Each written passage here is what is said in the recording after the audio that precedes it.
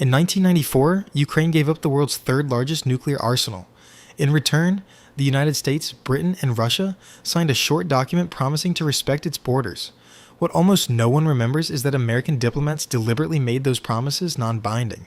They refused the word guarantees, chose the weaker word, assurances, and even read a formal statement clarifying that the Ukrainian word for guarantee meant something much softer in English. Ukraine's leaders believed they had real protection. They were wrong. 32 years later, in February 2026, Ukraine's president stood in Munich and said, "No peace deal unless the United States gives a 20-year, legally unbreakable security guarantee." The Americans had offered 15 years. The argument over the extra 5 years was never really about time. It was a test to measure exactly how far Washington would bend. Here's the part most people still miss. Long guarantees almost never end wars. They freeze them.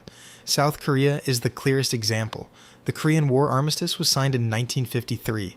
In 2026, 73 years later, the United States still stations 28,500 troops there. A new American law passed in December. 2025 actually forbids reducing that number. South Korea pays roughly $1.1 billion a year for local costs, electricity, wages for Korean workers, some construction.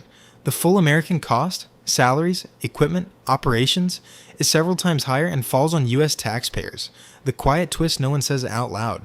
By insisting on the guarantee before any ceasefire, Ukraine is buying time to weaken Russia further while shifting the long-term burden onto the United States. If the deal is struck, Ukraine risks becoming Europe's next South Korea, a permanent tripwire that automatically pulls America into any future crisis, letting European nations avoid the hard and expensive work of building their own strong defenses. Security guarantees look like protection. In practice, they are often a sophisticated way to lock one country's future generations into another country's unfinished war. The overlooked truth is that the strongest chains are the ones no one can break, including the country that forges them.